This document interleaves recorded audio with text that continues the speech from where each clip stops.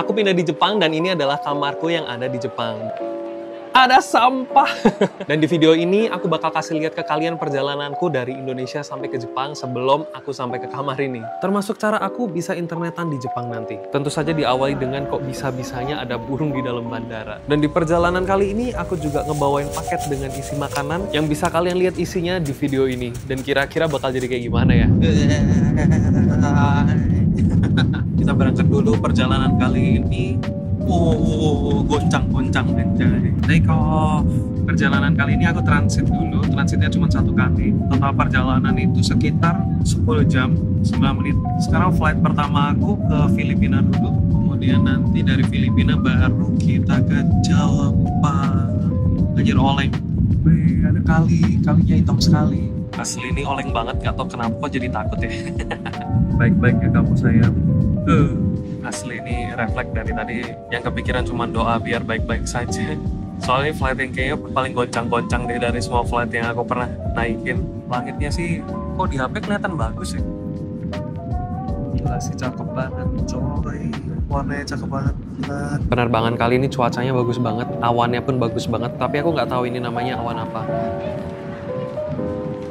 Karena di pesawat tadi di sini ada dagingnya, cuman udah aku makan dulu dan aku lupa buat ngevideoin.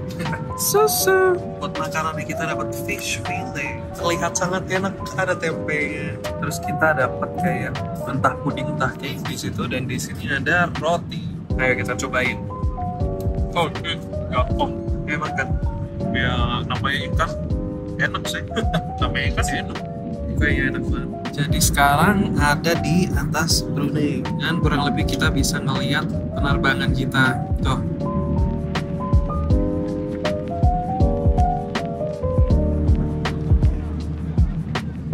Bentar lagi aku udah mau mendarat di Filipina dan sekarang langitnya udah mulai sore. Kelihatannya kayak gini dan masih cakep banget menurut aku. Iya, bagus banget. Ini flight aku yang kedua dari Filipina ke Jepang. Sekali lagi aku dapat kursi yang kosong sebelahnya, jadi enak banget. Perjalanan itu lama banget, jadi di sini aku juga sambil nonton beginian. Tiba-tiba terbang. Makan malam ini ada ayam, telur, nggak tahu itu apa, nggak tahu ini apa, nggak tahu itu apa. Oh ternyata cheesecake, yay! Kita udah kurang lebih setengah jalan sampai ke Jepang. Saya jadi temennya oleh Penerbangan aku itu sampainya di tengah malam, dan ini adalah Tokyo ketika kurang lebih kita ngelihat dari atas langit.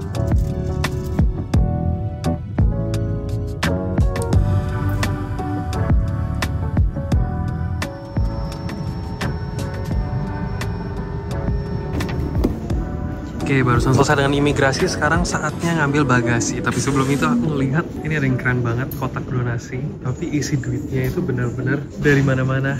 Aku tadi ngelihat rupiah, mana ini rupiah guys. Ada euro, ini koin-koin ada banyak banget dari mana-mana. Ini kotak donasi yang paling keren so far yang aku lihat.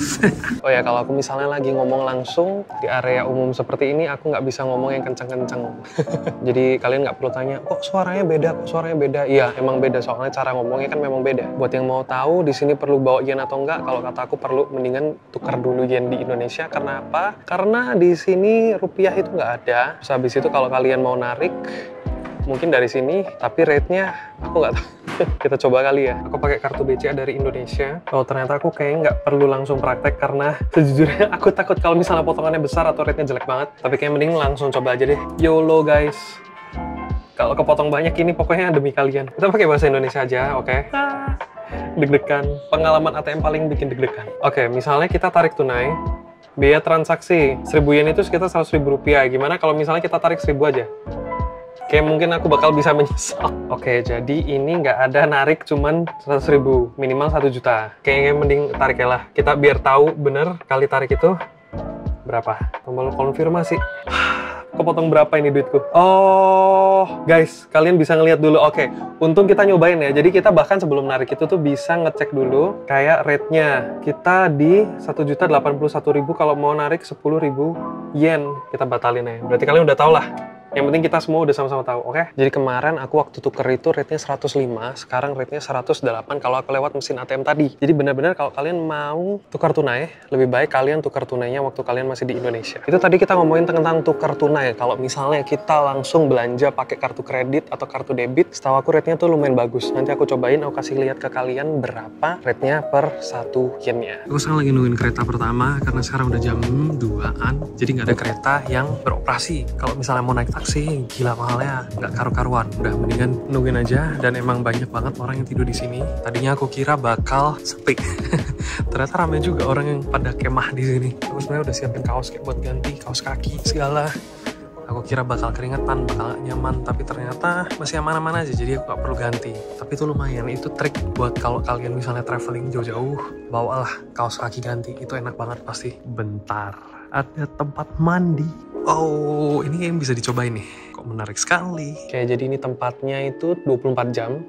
Harganya 150.000 per 30 menit atau 300.000 per jam, dan enggak. Enak banget sih kayaknya tempatnya. Kalau misalnya emang capek banget, emang mau mandi di sini kayak menarik. Tapi enggak deh buat sekarang 300.000 per jam. Nah, dan masih inget gak sama paket makanan yang aku bawa tadi ke Jepang? Isinya tentu saja Indomie dari Warmindo. Sampai dengan selamat coy. Paling pagi jam 5.13, 1,5 jam kurang lebih.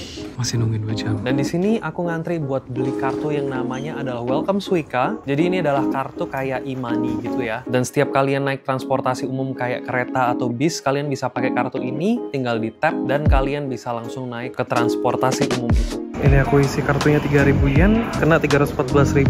Berarti 1 yennya sekitar 104,6 rupiah. Jauh lebih mendingan daripada kamu narik tunai di ATM.